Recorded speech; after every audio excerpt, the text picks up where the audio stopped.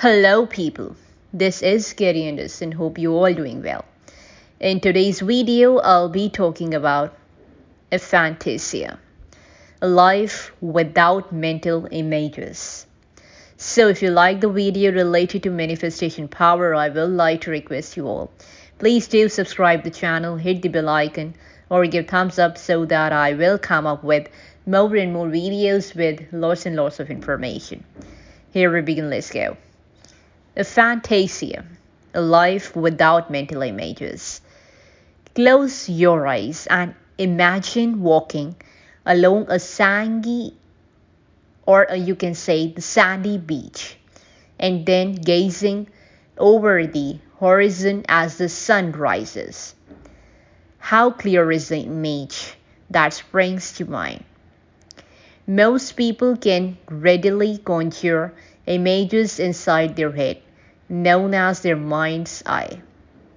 But this year, scientists have described a condition, aphantasia, in which some people are unable to visualize mental images. Neil Kenmore from Lancaster has always had a blind mind's eye. He knew he was different even in childhood. My stepfather, when I could not sleep, told me to count sheep, and he explained what he meant. I tried to do it, and I couldn't. I couldn't see any sheep jumping over fences. There was nothing to count. Our memories are often tied up in images. Think back to a wedding or a first day at school. As a result, Neil admits some aspects of his memory are terrible, but he is very good at remembering facts. And like others with aphantasia, he struggles to recognize faces. Yet he does not see aphantasia as a disability, but simply a different way of experiencing life. Line, mind's eye blind.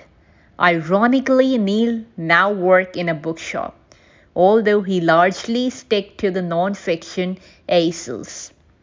His condition begs the question, what is going on inside his pictureless mind? I asked him what happens when he tries to picture his fiancée. This is the hardest thing to describe. What happens in my head when I think about things?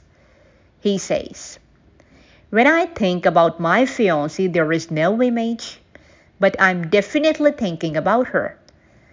I know today she has hair up at the back.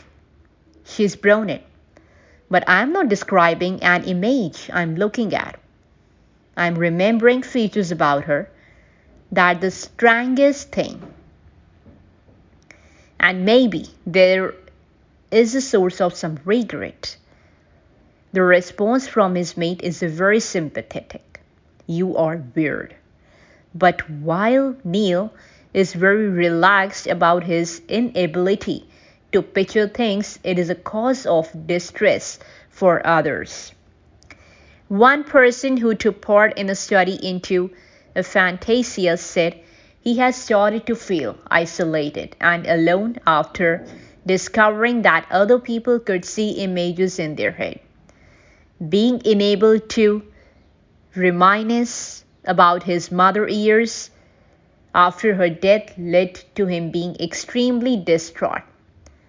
The super visualizer at the other end of the spectrum is children's book illustrator Lauren Beard, whose work on the Fairy Tale Hairdresser series will be familiar to many 6-year-olds. Her career relies on the vivid image that leap into her mind's eye when she reads text from her author. When I met her in her box room studio in Manchester, she was working on a dramatic scene in the next book. The text described a baby perilously climbing into a chandelier. Straight away, I can visualize this grand glass chandelier in some sort of French kind of ballroom, and the little baby just swinging off it and really heavy thick curtains. I think I have a strong imagination, so I can create the world and then keep adding to it. So it gets sort of bigger and bigger in my mind, and the characters too, they sort of evolve. I could not really imagine what it's like to not imagine. I think it must be a bit of shame, really. Not many people have mental imagery as vibrant as Lauren or as blank as Neil. There are the two extremes of visualization. Adam Zeiman, a professor of cognitive and behavioral neurology, wants to compare the lives and experiences of people with aphantasia and its polar opposite hyperphantasia.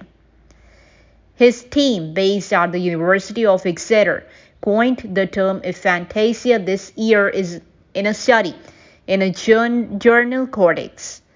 Professor Zeiman tells the BBC, people who have contacted us say they are really delighted that this has been recognized and has been given a name, because they have been trying to explain to people for years that there is this oddity that they find hard to convey to others. How we imagine is clearly very subjective.